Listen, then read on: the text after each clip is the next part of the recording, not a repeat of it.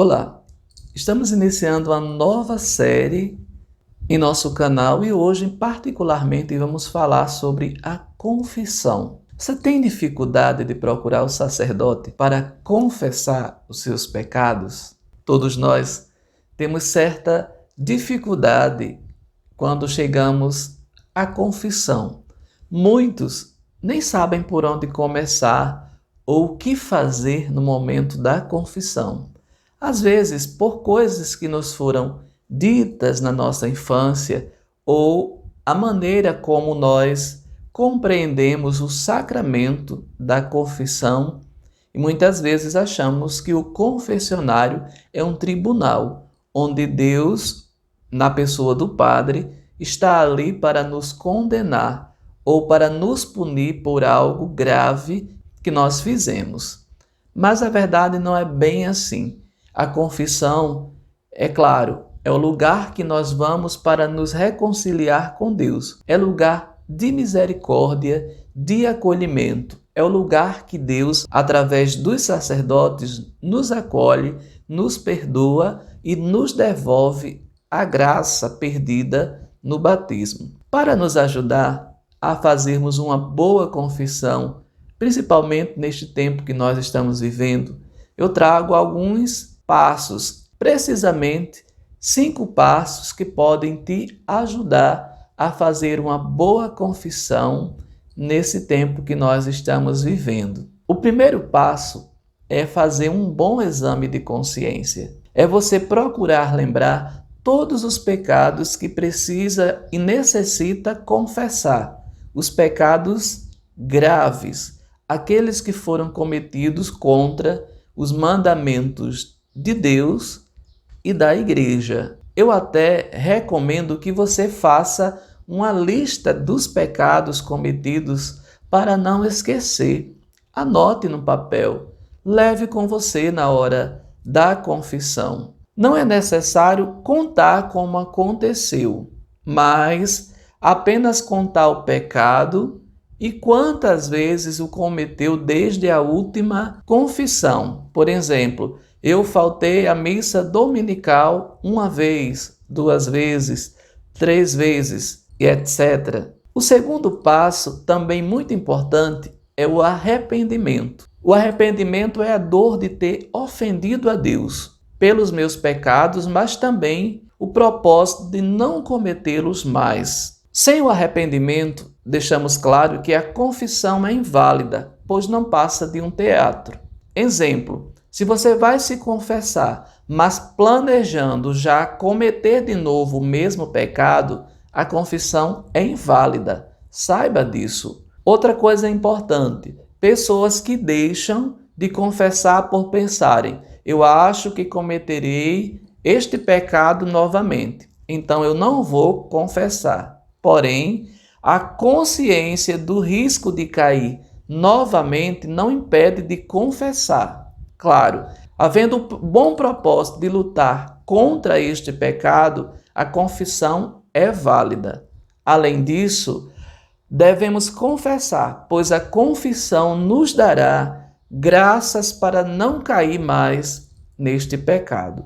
O terceiro passo, também importante, é a declaração dos pecados. Ou seja, é necessário declarar todos os pecados graves que ainda não foram declarados em uma confissão válida. É recomendável que os pecados veniais também sejam confessados, desde que haja o arrependimento e a intenção de não mais cometê-los, para receber sobre eles uma graça e o aconselhamento do sacerdote. Às vezes, os pecados veniais são muito frequentes em nossa vida. E na confissão, o sacerdote, quando ele percebe que você cai muito naquele pecado, ele lhe aconselha, lhe dá meios, estratégias para que você não caia mais naquele pecado. No entanto, confessar pecados veniais não é estritamente necessário, já que são perdoados durante o ato penitencial na Santa Missa, quando eu me arrependo sinceramente. Para que haja um pecado grave, são necessárias 3 condições. Você sabia disso? Não, agora vai ficar sabendo. Tem que ter matéria grave, plena consciência e plena liberdade. Se algum pecado for esquecido, mesmo após um bom exame de consciência, o pecado foi perdoado na absolvição, mas deve ser declarado na confissão seguinte, caso você lembre. Se algum pecado grave foi escondido de propósito, a confissão é inválida. Não é possível reconciliação pela metade.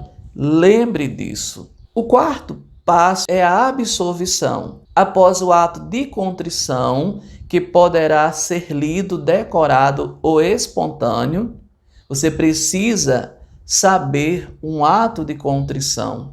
É importante que você saiba de cabeça, de cor, decorado, ou anote, ou leve num papel para ser lido, mas é um passo importante na sua confissão, você rezar o ato de contrição. Não é papel do padre, por exemplo, está ditando para você repetir. É necessário você decorar. Não é aquele que nós rezamos na missa. Eu confesso a Deus Todo-Poderoso. Existem diversos atos de contrição, pequenos, médios ou grandes, que você encontra na internet ou nos livros de oração, que muitas vezes nós temos em casa e que você vai encontrar com o título Ato de Contrição. Quando você reza o ato de contrição, em seguida o padre dará a absolvição. Se os outros passos forem realizados corretamente, você já se encontra em estado de graça, imediatamente após a confissão. O quinto e último passo, importante, é a penitência. A penitência é um bem para compensar o mal cometido pelo pecado.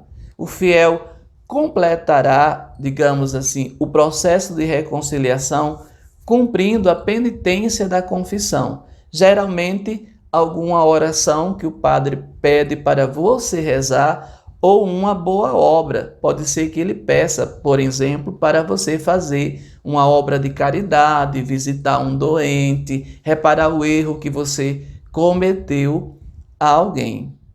Então você pode aproveitar esse tempo de quaresma.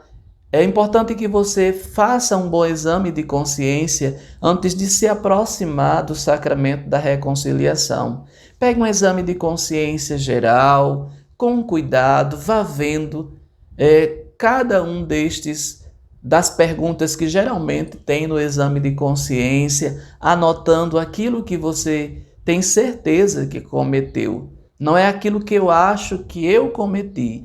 Vá com o coração aberto, com o desejo de reconciliação, reze antes, se prepare com antecedência para que seja realmente um momento de encontro com Deus, reconciliação, melhor dizendo, com Deus, através da pessoa do sacerdote. Lembrem, não é um tribunal, é lugar de misericórdia que Deus nos preparou. Assim seja. Louvado seja nosso Senhor Jesus Cristo.